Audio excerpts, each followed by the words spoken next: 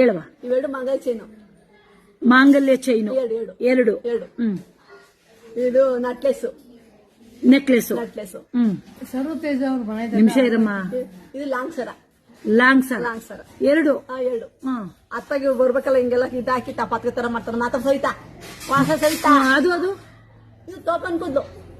ಆವಾಗ್ಲೇ ಏನೋ ನೆಕ್ಲೆಸ್ ಒಂದಲ್ಲ ಇದು. ಸುಮ್ಮನೆ ನೀವು ಪದೇ ಕೇಳಿದ್ರೆ ಏನಂತಾರೆ, ಪದೇ ಕೇಳ್ತಾ ಇರ್ಬಾರ್ದು. ಅಂದ್ರೆ ಇವಾಗ ಗಂಡ ಒಡವೆ ತಕೊಟ್ಟಿಲ್ಲ ಅಂದ್ರೆ ಏನ್ ಮಾಡೋದ್ ನಾವು? ಈಗ ಗಂಡಂಗ್ ಒಡವೆ ಕೇಳ್ತೀವಿ, ತಕೊಡ್ಲಿಲ್ಲ ಅಂದ್ರೆ ಈ ತರ ಕಟ್ಗಳದ? ಅವ್ನ್ ಕಾಸು ತಗೊಂಡ ಕಾಸಿನ ಸಮಯ ಇರ್ತಾನೆ. ಈಗ ನಮ್ಗೆ ಆಸೆ ಹಾಕಬೇಕು, ಅವಾಗ ಏನ್ ಮಾಡೋದು? ಜಾಸ್ತಿ ಸಂಪಾದನೆ ಮಾಡ್ಬೇಕು.